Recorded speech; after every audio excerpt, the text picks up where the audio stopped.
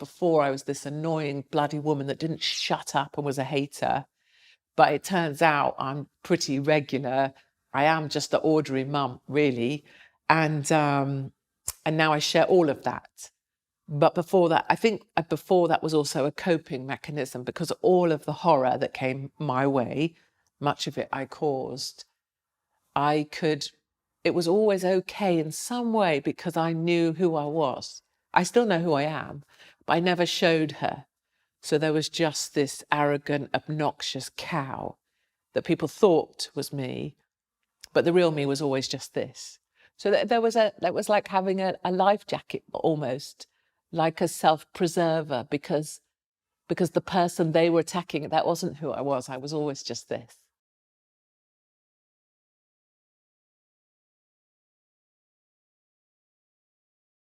How are you, Katie? I'm really well. Yeah, I'm really well. I'm probably as well as I've ever been in my whole life. So that's a great thing. Yeah. Katie, could you start off by telling me where you grew up and what your childhood was like? Yeah.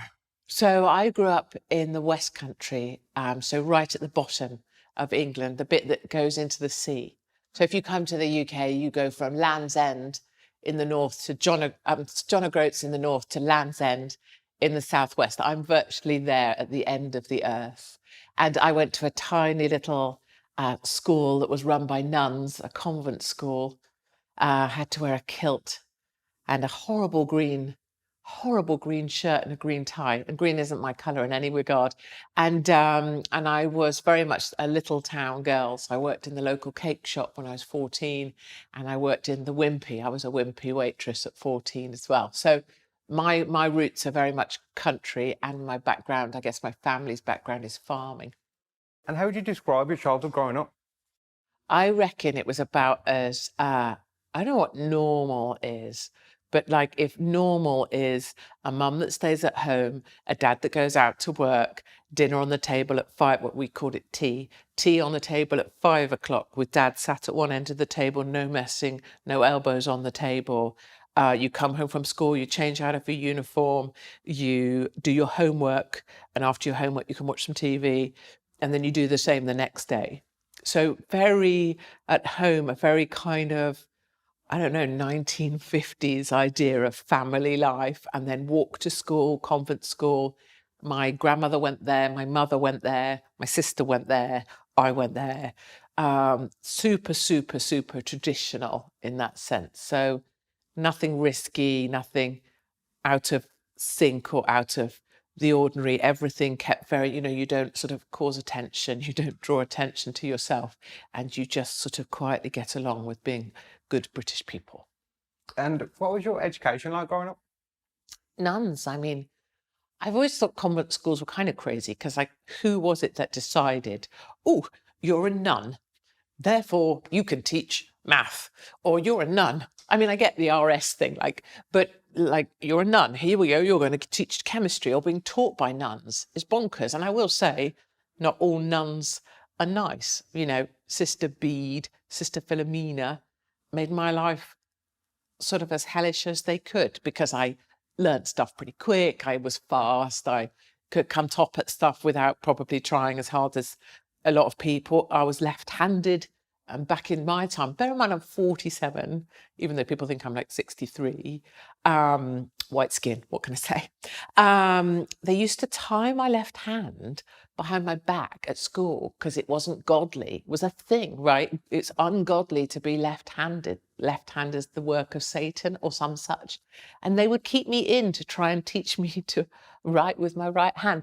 So, but I'm not trying to make out it was a sad existence. It wasn't. It was very regimented, very controlled, very disciplined. You didn't mess with the nuns, and you didn't mess with my father either. People were generally kind of scared of my dad. And as well, Katie, have you got any siblings? Yeah, I've got one older sister, and we are opposite, like as opposite could be. She's taller than me and older than me, but she's also she's probably an ideal daughter in the sense that she has had the same job all her life. She married someone and stayed married to them. He's had the same job all his life. Everything is organised and controlled, and they have spreadsheets for things. And so my random, chaotic and hectic and outspoken lifestyle is at complete odds with her. So I wouldn't say that we don't speak, but we speak politely. So I wouldn't say we don't get along, but I'd say that we don't get along like I see some sisters sometimes, and I would love to be like they are, like best of friends. But that isn't me and my sister. And I understand from her point of view, I'm a massive pain in the arse, probably. And I feel like her life would, it makes me kind of struggle for breath to think about it. Yeah. You okay? Yeah. Oh, I thought he was getting emotional then. No. But it's sort of a claustrophobic idea when I think of life like that. And as well, you're saying you're there obviously having a very chaotic, outspoken lifestyle. What kind of backlash have you had from being so outspoken? I mean, and this is probably why I don't like to talk about myself, even though people probably have the idea that that's pretty much all I do, a bloody big mouth woman. But if people were to see, they'd see I don't really ever talk about myself. So I have this thing about not being, not complaining or not feeling sorry for myself. And somehow that's been there my whole life, about you don't feel sorry for yourself. And I guess it comes from actually being grown up where you don't show the neighbours if there's something wrong inside the family. You keep it inside the house. You don't let anyone see your flaws, right? And so that's really gone deep in me, or did for much, much, much of my life. The first 40 years of my life, you know, I was a massive epileptic. I used to have huge seizures, and all of those were kept hidden because my mum used to call them my little turns, and no one was allowed to speak about them. And I think that's actually, that feeling has stayed with me all my life. So I wouldn't tell people what was happening to me even in later years, because partly I have to own it. I'm responsible for it. I'm accountable for it. Anything that's happened to me, I brought on myself. So I have to suck it up. And I actually 100% believe that. But then I suppose there's an additional layering to it, which has been extreme in terms of things that have happened to me as a consequence of being me, but also have been extreme. So, you know, after my jobs went, so Daily Mail, my radio show, and for the last 5 years, the possibility of me even speaking anywhere in the UK was completely removed. I hadn't said a word in the UK for 5 years until last September. Jobs, home, with litigation that went on because I misnamed someone in a tweet, which was not correct. A tweet I apologised for, I deleted, I retracted, but still new law was made up just for me that says if you do something like that, you defame someone in a tweet. The new law says that if you perceive I caused you serious harm, you can sue me for damages. And I fought that because that's a dangerous precedent to set. But it turned out the law was changed and amended such that that became law, and that cost me my family home. So my job, my home, my children, that's what people was, I guess, the line where usually that will silence an individual if you come for their kids, because I can take all the punishment I think I deserve or I meted out. But when it's your children, so my children would be reported, I would be reported as an abusive mother.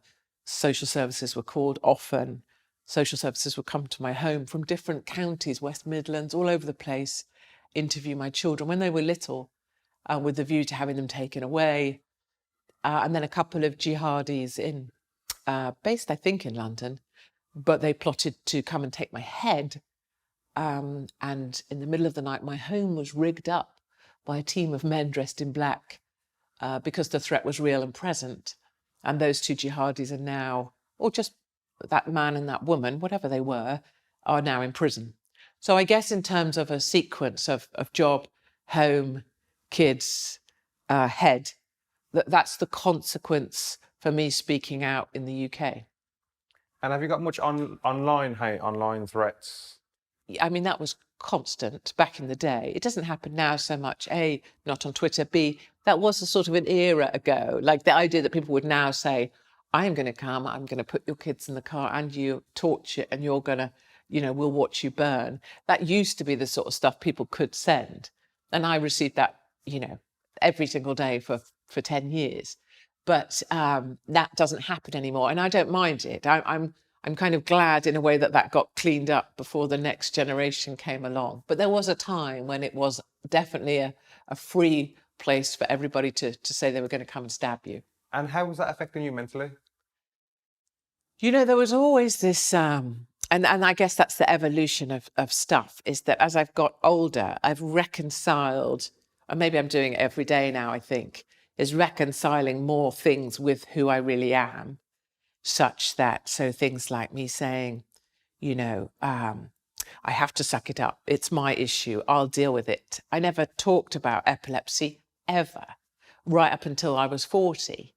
Because I kept it private. Now I talk about it openly, and I try and make it so that I can speak with other mums who have kids who are epileptic and stuff, so that, because it is lucky, I've got cured now and I'm so lucky. So I've stopped hiding a lot of stuff, or trying to be super ball-bustingly brave, or whatever the phrase is, depending if you're a fan or a hater. And then I also now, I think, I used to keep my personal life, so me, my husband, my children, I never once talked of them. And any interviews anyone could find of me, historic, before the age of 40 something, I always kept them, I separated them entirely. It was just me. And after a point, and the last couple of years, 5 years or so, I integrate that now, because the threat is gone. I no longer have jobs, so a lot of that, the direct threat to my children, has gone. And now I talk about all of my life really, really openly, and it's been a real change and a real helpful and positive thing. And that's why I think so many people have kind of done a 180 on me, because before I was this annoying bloody woman that didn't shut up and was a hater. But it turns out I'm pretty regular. I am just an ordinary mum, really. And now I share all of that. But before that, I think before that was also a coping mechanism, because all of the horror that came my way, much of it I caused, it was always okay in some way, because I knew who I was. I still know who I am, but I never showed her. So there was just this arrogant, obnoxious cow that people thought was me, but the real me was always just this. So that was like having a life jacket, almost, like a self-preserver, because the person they were attacking, that wasn't who I was. I was always just this. And so that allowed me to survive it, I guess, or just bob along on the surface, or not drown in it. And there's definitely times that I've been pushed absolutely to a point where, you believe the only way you can silence the noise, because that's what it is really, isn't it? The only way you can silence the noise, especially when it's in your home, on your phone, is I'm going to stab you, I'm going to kill you, I'm going to kill your kids. The only way you can get away from it is to just walk out your front door and never come back. And I've absolutely been there. And I absolutely understand it. And it's not an irrational act, not in any regard. It is simply an act of, I guess, selflessness, that the way to protect your family is for you to be gone. So it definitely has pushed me to beyond the edge of existence. Like Caroline Flack, I get. I 100% get. She had 5 minutes to make the noise go away, and she made that decision. And I get it. Tell me about your epilepsy a little bit, Katie. So I started having these weird seizure things at about 18, 19. And all that would happen would be I would be doing this, and we'd be like this, and I'd be back. And you'd say, "You all right?" And I'd say, "Oh, sorry, just thinking about something else." But actually, I was having petit mal seizures, they're called, and you disappear for a moment, and then you come back. And instead of being honest, which is what I would now always, if you're a young person and you have this and you're hiding it, please email me, email someone, ring me. Start off by being honest right at the start and say, "Look, I don't know what's going on, but something's strange. It feels a bit like seizures." Don't say, "Oh, no, I'm fine, it's fine, I'm silly me." And that's what I did. And that's what in a way, I'd been taught at home. I'm not blaming my parents, but problems we didn't have. I did this. I got straight A's for my GCSEs. I did my grade 8 violin at 14 and got a distinction. I did my grade 8 piano at 14, younger than anybody in the school, and I got a merit or whatever. And you don't have problems, you just have success. And so epilepsy was not something I could have. And so I kept on hiding it. And I hid it when I decided I was going to join the British Army and fight for my country and be the first female general. And I went to Sandhurst and sponsored by the intelligence corps to be an army officer. And I knew I had epilepsy and I hid it. And that's a terrible thing because you're lying to your country, you're lying to decent men and women who fought for their country, you're lying to the system, you're lying to yourself, you're lying to everyone. And I thought, if I can show and prove that I'm better than my epilepsy, if I can make it through Sandhurst, they'll let me into the army because they'll know I was tough enough. And so I did. I got all the way to the end of Sandhurst, which is a year of essentially being brutalised. And I hid these seizures because they were still petit mal. They were still just absences and back you are. But the pressure on me to try and hide them was huge. And in the end, I got caught just before I passed out of Sandhurst, which is where it's the last day, it's graduation, you go up the steps, and instead of going left, you go right, and you can take your little things off your epileps, and you have your army officer. It's a massive day. And I was caught just before it. The medical officer checked my records, found out that these possible seizures were happening. I had a small seizure on the parade square. That's what triggered the whole being caught. And so on the day that everybody at Sandhurst graduated and passed into the British Army, I was kept back and removed and sent home. And so I was back home. I signed up to serve my country 35 years. And the next day I was back home without a job. And my seizures then, for the next 20 years, my seizures just grew and grew and grew. And all that while, I never told anyone. So all of Good Morning Britain, all of The Jungle, The Apprentice, all that, Katie Rules the World, all done without ever telling anyone really what my problem was. And by then I was having 2 or 3 seizures a night, and the seizures would dislocate my arms from their shoulders. And they've been out, I think, 38 and 42 times. And that would happen in the night with sleep epilepsy. And so people would come and I'd go to A&E, ER, A&E here, and have them relocated. And then in the next morning, I would get up and go again and not tell anyone. And that was all my truth, that I never, and that was going on. So when I lost my home, my jobs, you know, she's the biggest monster there is. In my private life that I spoke to you about, that was way back over here, that was going on. But out here, I was the biggest bitch in Britain, super tough, you know, Teflon Katie. So the divide in many ways, I suppose, I've never spoken about this stuff. It's so weird. And for good reason, obviously.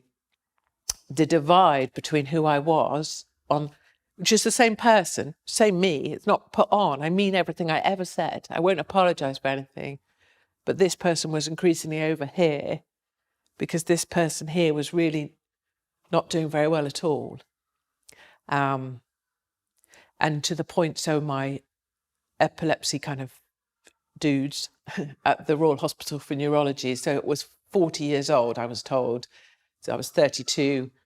I wouldn't make it to 40, that a seizure would get me before I was 40 years old. And there were many, many times I wished for that. You know, if you wake up with both your arms dislocated, dislocation is much worse than pregnancy. I've done 3 of those. And, you know, I would bite my tongue off or bite through my lips. Well, one of my lips is weird, or my teeth are wonky. You smash your face and things. So it was like a private war going on at home. And I guess that partly allowed me to be tougher in real life because someone saying they're going to come and burn you or stab your kids or was never as bad, I suppose, as what I was facing at home. So that was pretty wild. And now I'm 47 and I'm on extra time and have been for 7 years in my book. And the reason I was going to borrow you is, can I borrow you? It will be better. I've got a hair slide here, so I'll move that because otherwise it's even weirder. So I'll borrow your hand. It's not sticky. You don't need to be squeamish. So that is the skull they cut. And then I can make if I do this, can you feel it moving? What's that? That's my brain.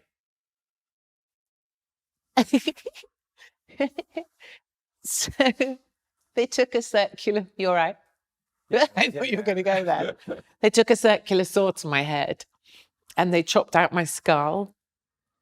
And then they went in with this big team for 14 hours and found the thing that's like a tumor, but like a knot in some wood. And they cut it out and threw it away. And then they do try and put your skull back. But mine, I got meningitis and it wasn't looking so clever for a bit there.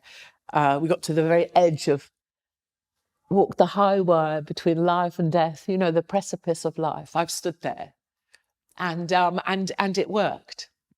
And that team of people over 14 hours took my epilepsy with my skull. And so I've been completely cured. And then I had my arms sewn back on and they used bits of me to build new arms. So I have new arms and I guess I kind of got reborn. So it's been epic, and no one really knows that story because I never tell it. Yeah, and that's the truth of, I guess, who I am. I was going to ask, what was your worst memory of your life? Oh, and it wouldn't be that. No, it wouldn't be any of those things that happened to me. I guess my worst thing has been being let go out of the army. And I'm definitely not, I don't think I'll ever recover from that in the sense that it's all I wanted to do. And I'm such a believer, like if I say I'm going to do something, I do it. Excuse me. I don't let people down. Like that's one of my big things. I know lots of people's big thing is you don't let people down, but and also I kind of pride myself in the idea that I guess I'm unstoppable. And even at that early phase, that was my one thing. That was what I was going to do with my whole life.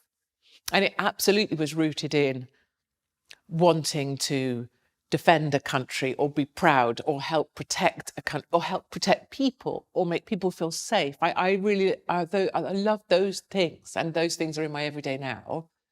And I think that's why I continue to be on the road as I am all the time nearly.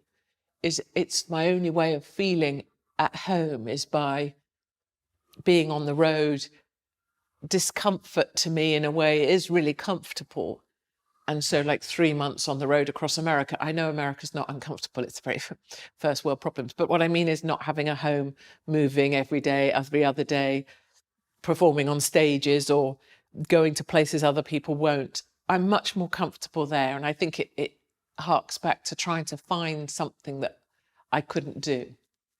And that's probably more about that idea of always being tougher than, is trying to kind of maybe overcome or just that I can't reconcile with the fact that I had to leave something for this condition that ate me up for quite a while. On the back of that, Katie, what would you say is the best memory of your life? Do you know, I feel like there's not like a moment. I hate to say like it's not my marriage and it's not the birth of my children, because like those are the things you're supposed to say. And I don't feel that way. Like I really love my kids and I'm really glad I've got them, which makes them sound a bit like a handbag. But like childbirth and children are just a cool part of my life, but they're not like, they're not the best thing. The best thing is the family and like when they're hanging out and they're having a laugh and the kitchen's full and everybody's like got crazy stuff going on. One daughter's doing this, one daughter's trying to ride a motorbike, one son's trying, like, I love that. But the best stuff in my life, it's got to be the now stuff, which is, like, I love life now. I'm as free. I don't know anyone that's more free than me, in the sense that I'm not allowed to own stuff, because if I accumulate anything, people eventually will come and grab it. It will be taken from me. I've seen that at work. It's very thorough when you're going to be silenced and removed. So I get to be about as free as you can be, because I don't own stuff, and I can't under my name. If you get stuff in your me, it'll be taken one way or another. My children all have different names and are separated from me, in the sense that I'm not linked to any of their lives. Like, I've never been to any of their schools or never been near any of their jobs. No one would. I've cut them free from me in an outside way, so that to remove that issue. I get to just do this, which is be on the road, try and bring people together, try and remind people why, we will get through this. And that's what the last 2 years of lockdown were. We're about trying to let people know we were going to get through this together.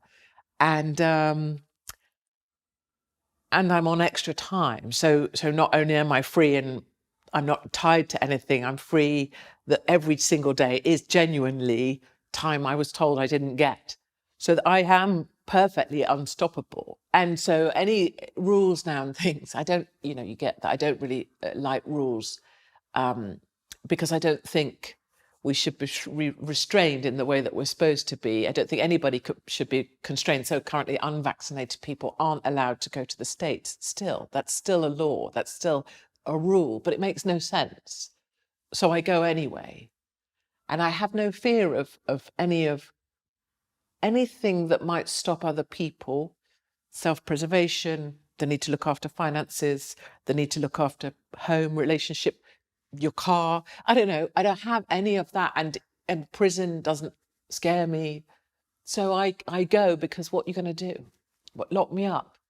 Okay, go on then. And I don't mean that in a, go on then, what are you going to do? Lock me up. I mean it genuinely. You're going to lock me up for going to the States, gathering people and trying to make them feel better. Go on. So, and that really, I see fear in people. I see nervousness. I see people who won't go out or are scared of this place or that, or these people or that. I don't have any of it. And it's so lovely. And I'm so grateful to people. I know there's lots of people who hate and stuff, and that's totally fine. Like, I'm not in any way oversharing my private life with you to try and affect anybody's views of me. But what's been so lovely about the last few years of reconciling more of that lady that I hid with this same lady that I am, is that people have come with me. And so a lot of people have done a bit of a 180 and gone, oh, I thought you were such a twat. And I still am. Like, I can be a mega twat. Like, I'm annoying. I can say things you disagree with. I can be really forceful in my opinions. I put on 4 stone and lost it again to prove fat people are lazy. That's annoying. But now the support out there is massive. So, a guy today walked by and went, all right, Katie, keep going. And that's such a cool thing. Not because, oh yeah, someone said keep going, but they see me and they see someone who won't back down, won't get beaten, won't apologise, and doesn't mind that you don't agree, or I don't mind that you don't like me. That's all right. So it's been awesome. And I don't know what's coming next, but listening to your story this morning, and I just feel like if you just keep following your true path, great things do happen. And I feel that in my life. Yeah, that's fair enough. So I was going to get a couple of your thoughts, I guess, on current affairs. Yeah. What are your thoughts on Andrew Tate? So I'm so happy for that boy.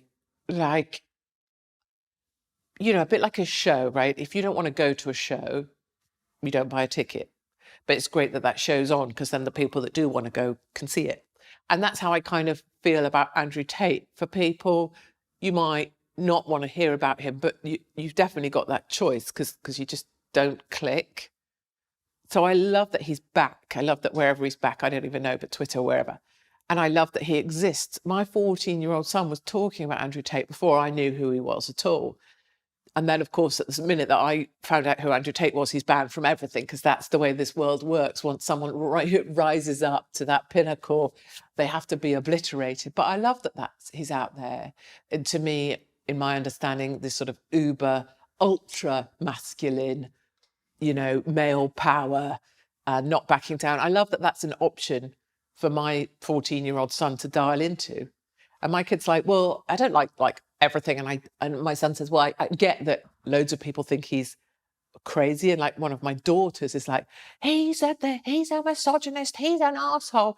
And my son's going, yeah, but some of what he says I quite like. And so it's quite nice, actually, that within your family, you've got that going on. And so I like that he's there for that reason. And then the daughter that was slagging him off, my husband said, well, have you watched some of his stuff? She goes, no, but everyone says he's, and I'm like, this is me. Have you met Katie? No. Or have you listened to her? No. But everyone says she's a complete twat. And my own daughter's doing that now about Andrew Tate. So it's a funny old circular world, but I'm glad he's out there. I'd like to meet him. Is he doing a fight soon? I think. Yeah, I think so, yeah. That's pretty manly, right? Just like, yeah, sure, I'll fight him. Like, so yeah, I love that masculine is out there, and I don't think there's enough strong male force out there. And that's one of my things that I love in America, is when I'm amongst gun-toting, bearded men who farm the land or drive trucks. I'm obsessed. What would you make of Tate converting to Islam? Huh? Pardon me? Tate recently converted to Islam. I thought you said Kate. And I was like, are you asking, am I? Because I know I'm like not a complete arsehole, but I don't think I'm going that far. Like, I think he's pretty much got to make his own choices. And if he wants to convert to Islam, it didn't really change who he was to me, or who he is, right? Like, I haven't looked into what he's doing. I'm not following his journey to Islam, and nor would I be. But he's still a super masculine guy, and he's allowing my son to see something different. And that's pretty much it for me. Whatever he chooses to do religiously, that's not in my bag. As well, okay, what's your opinion on the war that's taking place at the moment in Ukraine? So this will be a leap, but so my view is that the Ukraine-Russia war is a contrivance. So there's always been animosity. There's always been, there's a long history of conflict between those two nations, for sure. And for sure, there are many, many Ukrainians who wish to be Russian, and Ukrainians who identify as Russian. And Russia is Russian's one of the biggest spoken language in Ukraine. So the kind of that bordering on, teetering on animosity, hatred, love has always been there. But I think the war would have been over a good year ago, if not more, were it not for the West's wish to perpetuate it. I think this war is a contrivance that's been put together to subdue Russia and Putin. I believe it's a kind of America-backed idea to animate the military-industrial complex. It's basically a way of processing tons and tons of cash via tons and tons of military. And, people make arms and war weapons. They make them because they need to get used, and they need a reason for them to be used in order for those people to make their money. And that's what Ukraine is. And if you speak to anyone from Ukraine, stop giving other people weapons and us, because we want this to stop. It would have stopped by now if it wasn't for America and Europe and all of these bloody fixed photographic PR press opportunities. Here I am. I'm now walking with Zelensky, Macron. Oh, here I am, Boris Johnson, walking with Zelensky. Here I am, Biden, walking with... Can we stop all walking about? Can we stop walking about with Zelensky? What did any of them do other than walk towards camera, look at a warhead, and take a picture where we both look concerned about the war? What? And people buy that shit. And then we saw from lockdown how brilliantly it works. If you push things into people's homes, they buy into them. So make it such that we can tell people how many you're allowed in your own home. So now what we'll do is we'll make it so that you're going to bring Ukrainian refugees, the poor souls, bring them into your homes. For fuck's sake! In my road, we had 2 do-good families who had Ukrainians move into their bloody houses. And let me tell you, they pissed each other off pretty quickly, and those homeowners were working out how to get rid of them, because it turns out what they bought into wasn't the same as having people live in your actual house. And you'll know what that's like. I know what that's like. It's like you don't want people living in your home. So I just think it's a whole load of bloody bullshit, to be honest with you. I think it would be over a long time ago if we stopped messing around. And to all these people that bought into it, I'm like, 3 years of lockdown and a vaccine push, and you're still not waking up. And now they just sold you Ukraine, and you went, yes, please, I'll gobble that up. It's like, how stupid do people have to be? Also, I'm a fan of Russia and I like Putin, just saying. As well, moving on to Twitter. You're like, and the segue is Twitter. Smooth. I want to talk about one tweet in particular that Yeah. I came across. Hit it. And obviously, you're obviously aware. It was, "Dear Marcus Rashford, do you think women should think about how they're going to feed a child before they decide to have it?" Looking back, can you see why, I guess, there was such a backlash from that tweet? Holy shitbags, yeah. So I haven't been on Twitter for what? 5 years? 3 years? It's like it's been long. I can't think of how long it is, but it's long, right? Like really long. So there's a weirdness that my tweets still like turn up like yesterday in the Daily Mail. And it's like, that was so long ago. I can see why it pissed people off. But this was just coming out of Black Lives Matter. And then Marcus Rashford was feeding children. And then it was, this is so great. He's a footballer, he's feeding children.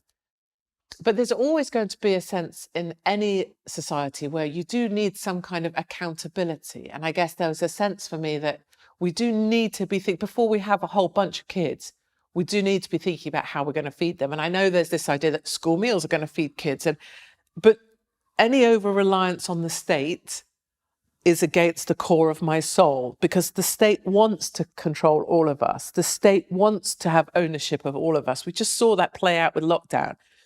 And the more that you depend on the state, the more the state has control. It's, and so my push is always be self-sufficient, get away from the state. We need a tiny state and big people. So it sits in somewhere in a good place, but I can see how it pissed people off. And I can also see, particularly now, like 2/3 of the UK, or what is 54 million people will be effectively in fuel poverty because energy will be most of their bills. Like, shit does change. So you might have babies and then this happens, or this person leaves you, or whatever. And I bloody get that as well. But what I find at the moment is people are being pushed to a point where they think to themselves, what's the point of me trying to work? I'm working, and I get less than this person who can't or isn't working. And I could get a house if I just gave up. I could get this if I gave up. And it's like, I'm desperate for people. No, keep going. Keep going. Don't let them take control over you. Yeah, I don't want the state to win. I really, really don't. I want people to just keep battling it out, because having your own, you may have next to nothing or nothing, but if you still have you and you know who you are and you're not dependent on anyone, that's got to be the best thing. So it sits in kind of a kinder place than it sounded, but I totally get that it pissed people off. It's okay. What's your views on Rishi Sunak? I will also say just one little thing is that us doing this and us chitty-chatting is a long form thing, right? So people get to listen to you for as long as they wish to, and then they can piss off or whatever. Twitter is very much like shooting, isn't it? It's like you shoot someone with 20 words and they're like, piss off. You don't get to do what we just did, which is the blah, blah, blah, blah that goes around it. And TV is very similar. Rishi Sunak, I don't trust. Is not a conservative, a member of the World Economic Forum. It's not a problem to me that his wife is one of the richest people on the planet. Good for her. It is a problem to me that she claimed payments during lockdown for her company that now closed. It's a problem for me that She was non-domicile, so she was avoiding paying tax in the UK. And it's a problem for me. It's also a problem for me that he's short, because you'll know I disagree with short people, and the trousers he wears are just ridiculous. But the fact that he's part of the global elite concerns me, because if you think as I do, which many people would call conspiracy theory, I believe that a global elite will take over all countries, that we'll lose our own governments or that they're already gone, and that this small global elite will eventually just control all of us, and we'll all be living in high rises, and our only use will be as a form of we'll be mined for our data, and that will be it. So that can make me sound like a weirdo, but actually I think that's where we're headed. Fair enough. As well, okay, I want to ask about the time that you got kicked out of Australia and the logistics of what was actually happening behind the scenes. It's a wild story. So in brief, the front end is I was asked to do Celebrity Big Brother in Australia. And I'd done Celebrity Big Brother in the UK, blah, blah, blah. And I was offered a huge sum of money, so I said yes. At the same time, Australia's locked down, been locked down for 2 years. No one's allowed to leave. No one's allowed to come back. People can't go and visit their dead gran. People are stuck in the UK, can't get back to their own kids in their own country. But they're going to fly me in to do Celebrity Big Brother. Me, the biggest outspoken critic of lockdown, not the biggest, but probably one of them. And I'm like, righty, okay, yeah, sure. And I'm going to have to spend 15 days in lockdown, in quarantine, before I even get into the house, because I have to be, So I'm like, okay. And my husband, who is called Lovely Mark, like everybody calls him Lovely Mark because he's lovely. And he was like, he calls me Birdie. We don't need to go into that, but I don't really know. He says because I'm always like, anyway, he goes, oh, Birdie, I don't see quarantine going too well for you. And what he's trying to say is 15 days. I mean, you've already got a sense of it, but like 15 days in my own company, like, I'm really not, I need to dissipate, amongst people. I need to be around people. I'm desperate for not attention, but fuss. I love people. So anyway, he did warn me. So over I go, and 2 police officers have to come on the plane to take me off the plane.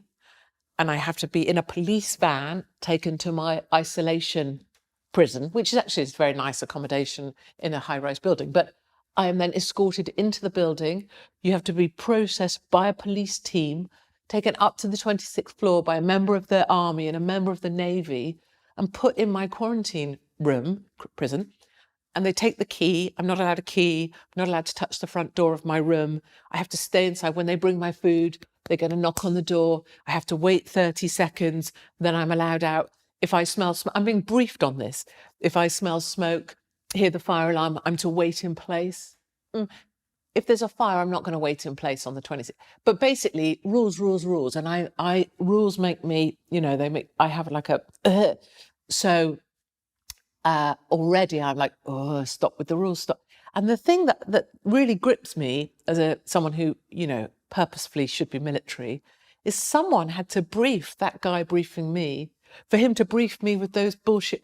Someone had to stand there with a uniform and a straight face and say, 30 seconds, they're allowed to open the door. When they open the door, they're allowed to get their food. To get their food, they must have a mask. And I was like, I cannot deal with this level of bonkers. So day 1 goes by in quarantine, I'm alone.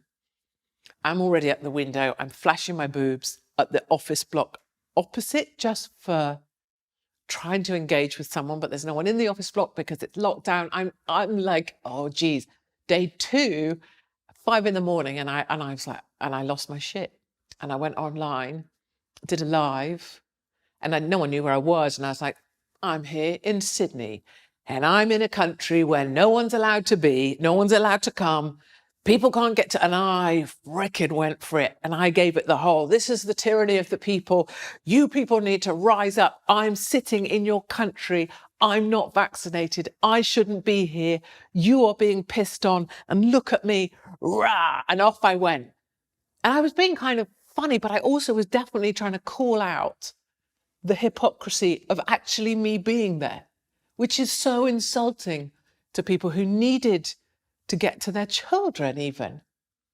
And I tell you, off I went back for a sleep. I woke up and Australia blew up. It blew up. It was everywhere. It was on the morning TV. The production company were beside them, that they were in the shit with the channel that was going to make the show. The deputy prime minister was on a morning channel saying Katie Hopkins can pack her bongo drums and go home. I don't even play the fucking bongo drums. And all I could hear was these Australians being mad at this little tiny woman cooped up in a flat. And I was like, shit. And it was the story on every single paper. And, you know, there was going to be a lynch mob. And my lovely Mark's sister is Australian. And she was pissed off because she believed in the whole lockdown thing. It went crazy. And then for 2 days, it just got darker and darker and darker inside my prison. So they said that they were cancelling my visa. I never even, you know, they gave me the visa, and that I was now an illegal immigrant in the country. I never tried to get in. They brought me, and that I was going to be taken to an immigration deportation centre to be held. And then my electricity went off. Then they stopped delivering food because they said there'd been a poisoning attempt. And every 2 hours through the night, immigration would ring to talk. They wanted to do an interview about my illegal status. And it was 3 a.m., 6 a.m. And they just wouldn't let me sleep or eat. And it got really, I mean, there was a balcony on that frigging thing. So, you know, it's hard to imagine it now. I'm sat here in a studio with you, you're lovely. But you're on your own and they're taking away your light, your food. They're calling you an illegal. They're going to deport you. And it's like, it got really, really dark. And then via some negotiation with lawyers and the rest, it turned out I would just be picked up, taken to the airport and deported. And so these wagons of police officers turned up like I was Hannibal Lecter, full breathing apparatus, all the rest of it, shoved me in a van. And there were cars around the van trying to take pictures into the van, like I was a mass murderer. Like it was exactly all that stuff. I was taken to the airport and then I was walked onto the plane, onto my seat. And I honestly thought they were going to handcuff me to the seat and deported my ass out of that country. And then, of course, the British papers did the same, you know, Hopkins deported. Because I'd said on my live, you know what I'm going to do? I'm going to wait till the next time that they knock on my door with the food, and I'm going to grab the cooking oil from the stove, and I'm going to get naked and I'm going to oil myself up, and I'm going to make a run for it on the 26th floor, and I'm going to grab a member of the military and I'm going to do terrible things to him. And that was reported that actually happened. So the Daily Mail reported that I'd violated a member of the military on the 26th floor. And so it became a thing that I had run out naked, covered in oil. But I'd never left my room. I was just, you know, amplifying my message. So, so I was deported and brought back to the UK.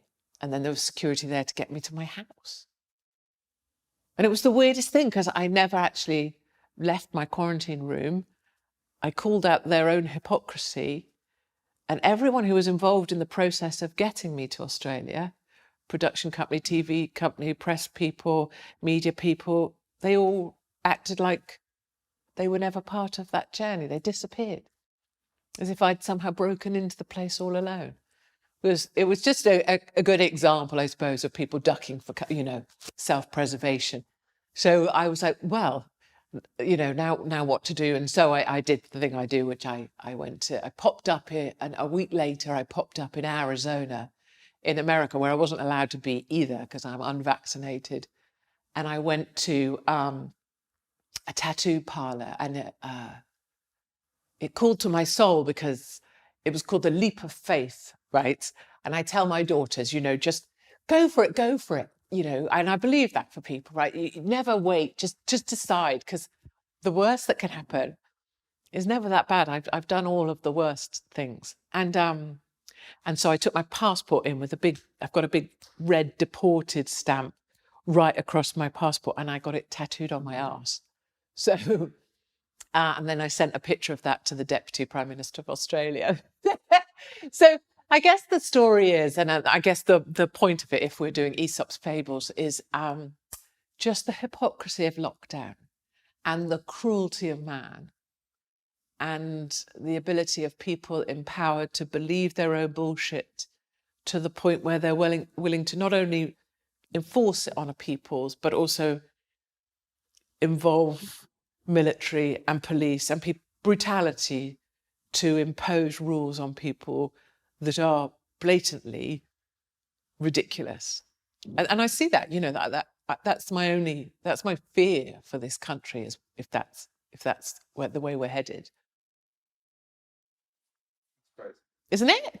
And I'm just me. This is the weirdest thing, right? I'm like little. When people meet me, they're like, "Oh, you're small," because they think that I'm going to be like 6'4" and covered in hair.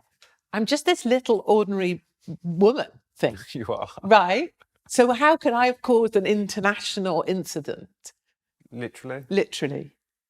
I was going to ask as well about, why did you leave LBC? What happened? What was behind the scenes? Was it a tweet or? So I had a radio show on LBC at 10 o'clock on a Sunday, and I was so lucky and happy to be given that show. And actually, we did the press picks for the launch of that show. I left my ward at the Hospital for Neurology, where I'd just had my massive surgery. I was there for about 3 months, I had to learn to walk and stuff. And I went to do the press picks for my new LBC show straight out of the ward, where I was rebuilding my head and arms and leg. And so I didn't know in my heart, and this is another big distance between real me and sort of people fronting me, is I didn't know if I would be able to do a radio show, because I didn't know if I would have the language and the cognitive ability, because speech was one of the things that I could have lost. My left arm, my left leg. I didn't know, would I have the kind of linguistic dexterity to still be able to do a radio show? So I had that private doubt, which was massive, and I had a radio show. But the radio show it turns out I did still have it, and I could still talk. And then people loved it, and it became the most listened to Sunday radio show on commercial radio stations, but it was the most listened to. So people they call it appointment listening, right? So people turn in just for that show. And my main audience, wildly enough, was 21 to 35-year-olds. So I had what should have been heart and like cool stuff. They were listening to LBC political commentary phone-in show. And it really pissed off the people at heart, because they couldn't get it. Why? And I know why. It was because a lot of young people disagree if they wanted, couldn't find anyone just speaking their own truth, like talking their stuff, not minding being disliked, having callers ring in and go, "You are such a bitch, you know that. You are an asshole, you disrespect the faith, you did blah, blah, blah." And I would let them fly, and it was great, because they really meant it. And I would go, "I get it, you really dislike me and what I say." And you don't hear that anymore on radio. You can't find that anywhere. And so it was super, super popular. But there was a terrorist attack on, I think it was Westminster Bridge, I'm unsure, or London Bridge, one of the terrorist attacks. And my editor got in touch from Daily Mail and was like, "Bloody go ballistic," which meant for him, get writing and let it go, let it fly. And I was deeply upset. And this chimes with military and wanting to protect a country. And I went to Twitter and went, "We need a final solution to terror in the UK." And I'm kind of trying to evoke the idea of a lasting solution. This no more, never again, like the Dutch used to say about flooding, right? Never again, and they meant it. But instead of typing "never again," I put "final solution." And if you're anything to do with the Jewish community, that's offensive. If I can say, without wishing to antagonize further, it is still unclear to me why final solution is owned entirely by anyone. That is just 2 words and a phrase. And if you did try and just translate it in the way I meant it, lasting solution. But I'm not trying to defend it. I am trying to say I don't think any nation should have, or any religion has, ownership over words. But The Guardian, and I had some inside scoop, someone messaged me to say that The Guardian in their morning conference, which is how newspapers work, basically made it their thing. We're getting rid of Katie Hopkins today. And I got word. So anybody who ever contributed to LBC signed a thing to say they wouldn't come back on to LBC if I was kept on. And then there was a petition and there was the rest of it. But it was actually the pressure of all of those guests, high, decent political figures that we need. LBC needs guests to operate. And it was at a very high level, the top of government, saying we won't come on again if she has her show. And so I had to go into that building for my meeting knowing that I would be gone. And I was let go. I was taken into a room with two guys, my boss and the legal guy. And they said, look, we just can't keep you. And it was very, very, very sad for all sorts of reasons. And people will say, well, you deserved it. You tweeted those words and that's unforgivable. But actually, I missed that show so much. And it's the thing I miss.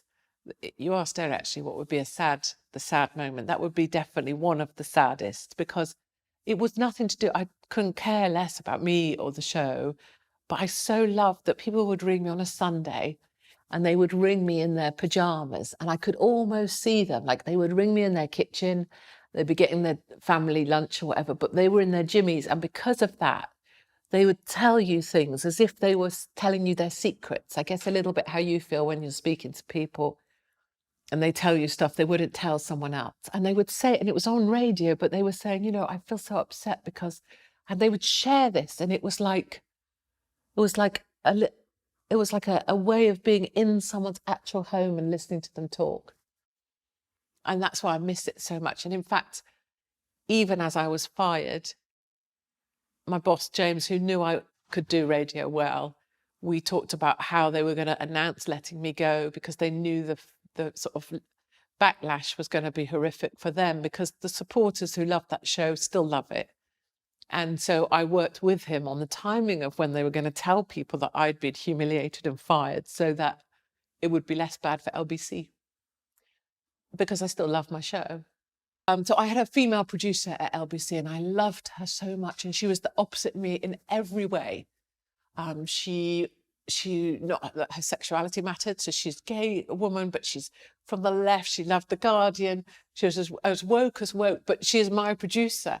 And we created this show that just was great. And I said when I leave, please, whatever happens next, please have a female producer, because there's so few on the ground. But they didn't do that either. So that's my sadness, losing my radio. I would love my radio show back, or a radio show, but it would need to be a radio show.